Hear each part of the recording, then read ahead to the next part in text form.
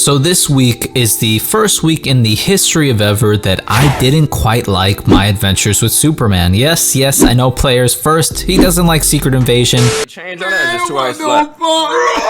What an absolute surprise. And now your boy isn't feeling My Adventures with Superman. It can only mean one thing. They stopped sending him those fatty checks. Well, my indefatigable players, the answer is yes. I'm usually swimming in that sickening big studio money they are so willing to give. And depending on how thicky those checks were, well, it would steer my opinion more favorably to a certain project. I wasn't gonna just give up all the guap I was getting, of which they love giving out, and my exclusive interview opportunities and all those premiere invitations. They're just piling towards me, which even though I was being bought and paid for and controlled by trends on the internet, I still cared about the projects a lot because, well, that would be the only reason these studios would invite me, right? Because they wouldn't just invite people who weren't true fans and only had big ass followings to get more eyes on certain projects, you know? Of course they wouldn't. Don't be dumb in the mind department. But unfortunately, that has come to a crashing halt as I can confirm I've been replaced by AI.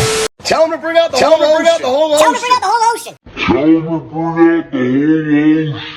But on the real though, players, this episode of My Adventures with Superman just did not hit for me for a couple reasons, issues that have been subtle but are becoming glaring as the show goes on. First off though, this isn't anything that makes or breaks the show to me, and I don't hate the show just because some of the things that happened in this episode. Like, I'm still invested. They just leaned in some tropes that I really wasn't a fan of, and I'll get into that in a bit. But first, as you know, players, we'll be getting into the plot, the story, the things I liked, and we'll finish on the things I didn't like. We're gonna be dealing with hella spoilers, so make sure if you haven't watched the episode, well, then make sure to allow me to assist you.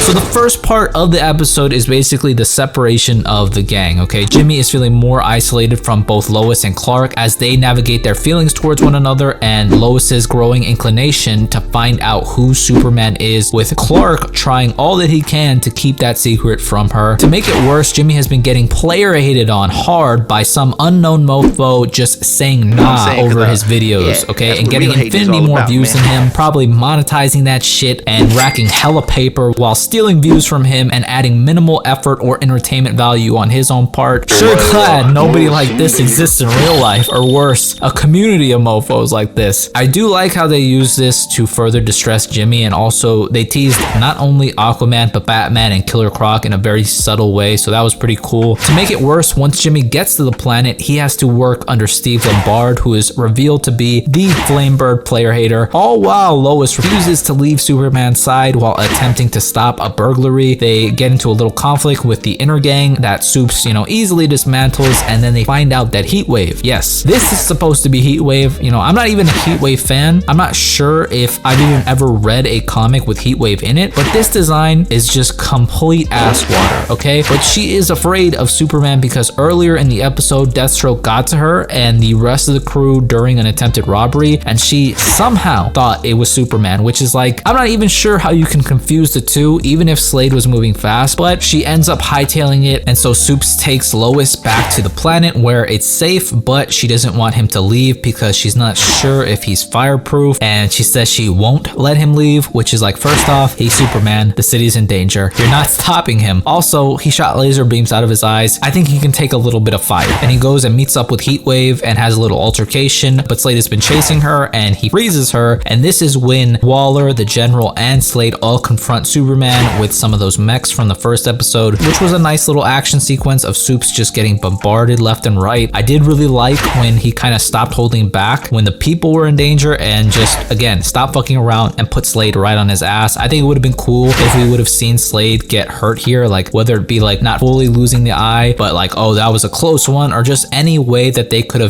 done that to leave a lasting impression and build up some animosity and, add more to the tension down the line between the two characters. characters. But overall, this was fine, and it did add a bit of insight on their motives and how Livewire was responsible for supplying tech, and that general is probably connected to those visions Clark's been having. They mention a Zero event, so maybe when Clark landed on Earth, something followed him and Clark got mixed up in the bunch and people thought he was with those evil robots. The episode ends with Lois jumping off of the Daily Planet because she was done with Clark just beating around the bush, and he of course catches her, revealing himself, and guess what? She got mad at him for keeping that from her, okay? I'm sorry players, but I absolutely hate this trope, okay? It's not the fact that you obviously have a man possessed by an evil spirit strapped to a bed upstairs. It's not?